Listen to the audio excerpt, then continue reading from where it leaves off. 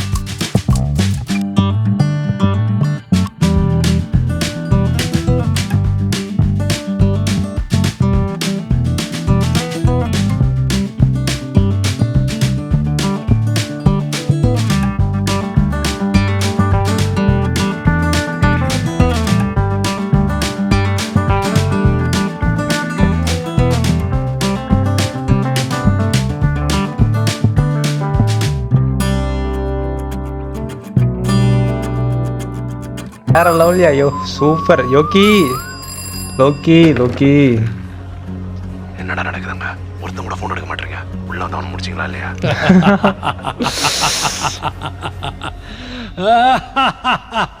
வெளிநாட்டு பணம் மாதிரி தெரியுது இல்லைங்க, வேற லெவலு. முடிச்சிடலாமா?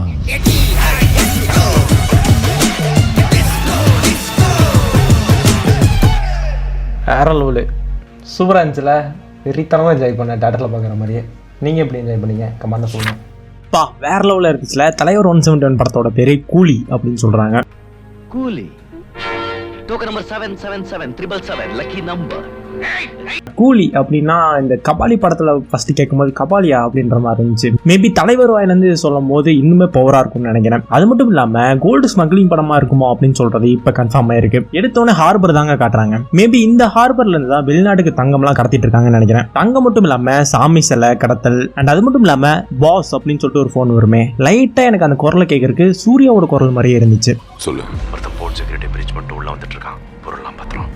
ஆனா அவரா இருக்க வாய்ப்பு கம்மி தான். இருந்தாலுமே பவர்ஃபுல்லான வில்லன் யாரா இருக்கும் அப்படின்னு சொல்லிட்டு எனக்கு தெரியல. நீங்க வேணா அந்த வாய்ஸை கேட்டு பாருங்க, உங்களுக்கு சூர்யா மாதிரி இருக்கா அப்படின்னு சொல்லிட்டு மறக்காம கமெண்ட்ல சொல்லுங்க. அப்படியே இந்த சைடு வந்தீங்கன்னா மேபி நம்பால் இந்த படத்துல கோல்டெல்லாம் விற்கிறாங்கல்ல, அதை தடுக்கிற ஒரு போலீஸ் ஆஃபீஸரா வருவாரோ அப்படின்னு சொல்லிட்டு உள்ள இருக்கு. அண்ட் அது மட்டும் இல்லாம எப்பவுமே சூப்பர் ஸ்டார் அப்படின்றது ப்ளூ கலர்ல தான் எழுதுவாங்க. இப்ப முழுக்க ரெட் கலர்ல எழுதியிருக்காங்க. அப்படின்னு என்ன அர்த்தம்? டெவில் அப்படின்னு அர்த்தம். அண்ட் ரஜினி அப்படின்ற ஃபான்ஸ் கூட தங்கத்துல எழுதியிருக்காங்க. அண்ட் அது மட்டும் இல்லாம அவரோட யூனிக் டைலாக் ஒன்று இருக்கும்ல, அதை தான் இந்த படத்துல யூஸ் பண்ணியிருக்காங்க. தப்பென்ன சரி என்ன எப்போதும் விளையாடு அப்படின்ற ஒரு டைலாக் வருமே பழைய படத்துல. தப்பென்ன சரி என்ன எப்போதும் விளையாடு, அட பாவி என்பார்கள். தப்பாக நினைக்காத, எப்பாதை போனாலும் இன்பத்தை தள்ளாத. லோகி சொன்னது கரெக்டா தாங்க இருக்கு. அவரை நான் எப்படி பார்த்து வளர்ந்தனோ அந்த ஸ்டைல அவருக்கு ஒரு கதை பண்ணி தரணும் அப்படின்னு சொல்லிட்டு ஆசையா இருக்கு அப்படின்ற மாதிரி சொன்னாரு. சோ சொன்ன மாதிரியே பழைய படத்துல இருக்கிற டைலாக்ஸ் எல்லாமே இதுல யூஸ் பண்ணிருக்காங்க. வேற லெவல்ல இருக்கு, வெறித்தனம். அண்ட் எனக்கு ஒரு டவுட்டாவே இருக்குங்க, என்னன்னா இவர் காப்பாத்துற மாதிரி காப்பாத்திட்டு இவரே எல்லாத்தையும் அடிச்சுட்டு போயிடுவாரோ அப்படின்னு சொல்லிட்டு. ஏன்னா அந்த தங்கத்து மேல படுத்துட்டு விசில் அடிச்சுட்டு நக்கலா இருக்கிறது எல்லாமே அப்படிதான் தோணுது. ஒருவேளை இல்லீகலா தங்கத்தை வித்துட்டு இருக்காங்களே, அவங்க கிட்ட இருந்து இவர் தங்கத்தை அடிச்சு இவர் வேற ஏதாவது வேலை யூஸ் பண்ணிட்டு இருக்காரோ அப்படின்னு சொல்லிட்டு எனக்கு டவுட்டா இருக்கு. அண்ட் இன்னொரு முக்கியமான விஷயம் பாத்தீங்கன்னா, இவங்க விட்டு இருந்த போஸ்டர் எல்லாத்தையுமே வாட்சை வந்து ஒரு ஹைலைட் பண்ணி காட்டிருந்தாங்க இல்லையா. மேபி நிறைய பேர் என்ன சொல்லியிருந்தாங்கன்னா ஒன் டேல நடக்கிற ஸ்டோரியா இருக்கும், அதனாலதான் ஹைலைட் பண்ணி காட்டிட்டு இருக்காங்க அப்படின்னு சொன்னாங்க. எனக்கு ஒரு டவுட் என்னன்னா, ஒன் டேல நடக்கிற ஸ்டோரி ரைட், இருந்தாலும் இத்தனை வாட்ச் ஹைலைட் பண்ணி காட்டணும்னு என்ன அவசியம் இருக்கு அப்படின்னு சொல்லி எனக்கு டவுட்டா இருக்கு. மேபி லோக்கி எக்ஸ்பெரிமெண்ட் மூவின்னு சொல்றதுனால சின்ன சயின்ஸ் ஃபிக்ஷன் எடுத்துட்டு வந்திருப்பாங்களோ அப்படின்னு சொல்லி டவுட்டா இருக்கு. டைம் டிராவல் கான்செப்டை பேஸ் பண்ணி நீங்க இதை பத்தி என்ன நினைக்கிறீங்க அப்படின்னு சொல்லிட்டு மறக்காம கமெண்ட்ல சொல்லுங்க. சோ லாஸ்ட் வச்சிருந்தாங்க பாத்தீங்களா ஒரு டைலாக், அந்த டைலாக்ஸ் எல்லாம் கேட்கும் போதே தெரியுது இவர் பயங்கர நெகட்டிவ் ஷேட் கொண்ட ஒரு கேரக்டர் அப்படின்னு சொல்லிட்டு.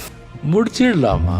டார்க் ஷேட் அப்படின்னு சொல்லுவாங்கல்ல அந்த மாதிரி. ஆனா ஆக்ஷனுக்கு பஞ்சமே இருக்காது அப்படின்னு சொல்லிட்டு தெளிவா தெரியுதுங்க. அடுத்த விஷயம் என்ன பாத்தீங்கன்னா, த பர்ச் அப்படின்னு சொல்லிட்டு ஒரு மூவி ஸ்டோரியை இன்ஸ்பயர் பண்ணி தான் தலைவர் 171 எடுக்க போறாங்க அப்படின்ற மாதிரி சொல்லிட்டு இருந்தாங்க. அந்த மூவியுமே ஒன் டேல நடக்கிற மாதிரி ஒரு ஸ்டோரி தான். அந்த மூவியோட ஸ்டோரி என்னப்பா அப்படின்னு சொல்லிட்டு தெரியாதவங்களுக்கு நான் கடைசியில் ஆட் பண்றேன். ஆனா இப்ப த பர்ச் மூவில ஒன் டேல நீங்க என்ன வேணா கிரைம் பண்ணிக்கலாம் அப்படின்னு சொல்லுவாங்கல்ல. லோக்கி லைட்டா தலைவருக்கு இப்படி சேஞ்ச் பண்ணி ஒன் டேல என்ன தப்பு பண்ணாலுமே லீகல் தான் அப்படின்னு சொல்லிட்டு அந்த நாட்டு கவர்மெண்ட் சொல்லியிருக்கும் இல்லையா. இந்த கூலின்ற மூவி மேபி த பர்ச் ஸ்டோரியா இருந்தா அந்த ஒரு வாய்ப்பை இவருக்கு சாதகமா பயன்படுத்திக்கிட்டு இல்லீகலா தங்க வித்துட்டு இருக்காங்களே அவனுங்களுக்கே ஆப்படிச்சுட்டு இவர் அந்த தங்கத்தை எடுத்துட்டு போய் வேற ஏதாவது பண்ண போறாரோ அப்படின்ற மாதிரி ஒரு கதையா கூட இருக்க வாய்ப்பு இருக்கு. சோ எது எப்படியோ வெயிட் பண்ணி பார்ப்போம். அண்ட் பர்சனலா இந்த ஒரு டைட்டில் ப்ரோமோ வந்து எனக்கு ரொம்பவே பிடிச்சிருந்துச்சு. பிளாக் அண்ட் ஒயிட்ல காட்டிட்டு கோல்ட மட்டுமே கோல்டன் கலர்ல காட்டுறது வந்து புதுசா இருந்துச்சு. சோ உங்களுக்கு இந்த டைட்டில் ப்ரோமோல எந்த சீன் பிடிச்சிருச்சு அப்படின்னு சொல்லிட்டு மறக்காம கமெண்ட்ல சொல்லுங்க.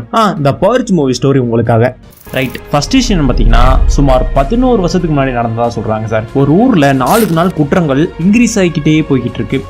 கொலை, கற்பழிப்பு இப்படின்னு டே பை டேயா அதிகமாயிட்டே இருக்கு. இது எல்லாத்தையுமே குறைக்கணும்னா ஒரே ஒரு நாள் மட்டும், அதாவது மார்ச் 21ஆம் தேதி மட்டும் நைட்டு 7 மணில இருந்து அதிகாலை காலையில 7 மணி வரையும் அந்த 12 மணி நேரத்துக்குள்ள நீங்க எந்த விதமான கிரைமுமே நீங்க பண்ணலாம். கொலை, திருட்டு, உங்க மனசுல இருக்கிற வன்மம், எவனை போட்டு பொழக்கணுமோ பொழக்கிறது, வன்மங்கள் என்னென்ன தீக்கணுமோ எல்லாத்தையும் தீர்த்துக்கலாம்.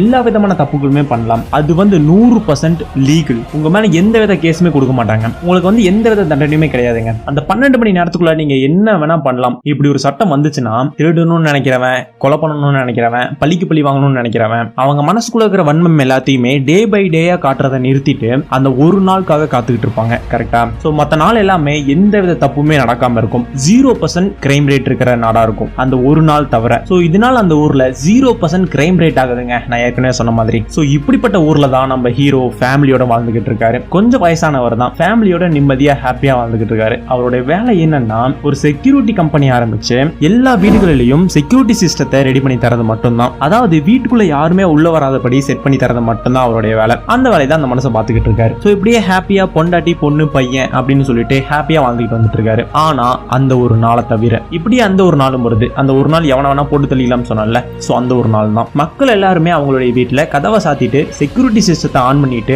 பாதுகாப்பா இருக்காங்க. அப்போ ஒருத்தர் வந்து ரொம்பவே உயிருக்கு போராடிட்டு எல்லா வீட்டு கதையும் தட்டிட்டு இருக்காரு. காப்பாத்துங்க காப்பாத்துங்க அப்படின்னு சொல்லி கத்திக்கிட்டும் இருக்காரு. ஆனா அவருக்கு வந்து வழக்கம் போல யாருமே ஹெல்ப் பண்ண முன் வரல. நம்ம ஏன் போய் சாகணும், நமக்கு எதுக்கு பிரச்சனை அப்படின்னு சொல்லி ஒதுங்கி எல்லாரும் போய்கிட்டு இருக்காங்க. ஆனா விதி யாரங்க விட்டு வச்சுச்சு. நம்ம ஹீரோ வீட்டு கதையும் தட்டும் போது ஹீரோ வந்து நமக்கு எதுக்குடா வம்பு அப்படின்னு சொல்லிட்டு ஒதுங்கி தான் அவரும் போக பாக்குறாரு. ஆனா நம்ம ஹீரோடைய பொண்ணு வந்து ஹீரோ மாதிரி இல்லாம செக்யூரிட்டி சிஸ்டத்தை அன்லாக் பண்ணிட்டு கதவை வந்து நீக்கி விட்டுறா. அந்த ஒரு ஆளும் உள்ள வந்துடுறாப்ல. காப்பாத்துங்க அப்படின்னு சொல்லி உள்ள வராருல. இந்த ஒரு கேரக்டர் வந்து யார் பண்ண போறாங்கன்னு தெரியல. ஆனா இந்த ஒரு கேரக்டர்னாலதான் நம்ம ஒரு டவுன் பஸ் பாத்திருக்கீங்களா, 3வது கீரை போட்டு இழுத்துட்டு போவாங்களே, அந்த மாதிரி போய்கிட்டு இருந்த கதை வந்து நம்ம தம்பி டிடிஎஃப் வாசன் மாதிரி டாப் கீர் போட்டு கதை வந்து 100-150 போக ஆரம்பிக்கும். என்னை காப்பாத்துங்க அப்படின்னு சொல்லி அந்த ஒரு கேரக்டர் வந்தனாலதான் படம் வந்து சூடே பிடிக்கும். அதுக்கப்புறம் ஒரு பெரிய ரவுடி கேங்கே நம்ம ஹீரோவோட வீட்டு வாசல் மாடி வந்து நின்று அவனை வெளியே விடுறியா இல்ல உன் குடும்பத்தையே கூண்டோட வச்சு கொள்ளவா அப்படின்னு சொல்லி மிரட்டும் போது அதுவரையும் அமைதியா இருந்த நம்ம ஹீரோ இதுக்கு மேல விட்டா நம்ம குடும்பத்தையே கூண்டோட கொன்றுவாங்க அப்படின்னு சொல்லி தெரிஞ்சதுக்கு அப்புறம் ஒரு டிரான்ஸ்ஃபர்மேஷன் எடுத்து அந்த கேங்ல இருக்கிற ஒவ்வொருத்தனையா துடிக்க கொள்றாரு. இதுதான் த பர்ச் மூவியோட ஸ்டோரி. இதுதான் தலைவர் 171 மூவியோட ஸ்டோரியா இருக்கும் அப்படின்னு சொல்லிக்கிட்டு இருக்காங்க. ஓகே, நீங்க சொல்லுங்கப்பா, இவ்வளவு நேரம் கேட்டீங்கல்ல, இந்த ஸ்டோரி எப்படி இருக்கு? இந்த ஒரு ஸ்டோரி தான் லோக்கி அவரோட ஸ்டைல்ல எடுக்க போறாரு. இது வந்து லோக்கி இன்ஸ்பயர் ஆகி தான் எடுக்கிறாரு. சோ இந்த கதை அப்படியே இருக்கணும் அப்படின்னு சொல்லி அவசியம் கிடையாது. சோ தலைவருக்கு ஏத்த மாதிரி அவரோட ஸ்டைல வச்சு செய்ய போறாரு. நான் சொன்ன இந்த ஒரு கான்செப்டே போதும்னு நினைக்கிறேன். சீட்டோட எட்ஜ்ல வந்து ஆடியன்ஸுக்கு வந்து படம் பார்க்க வைக்க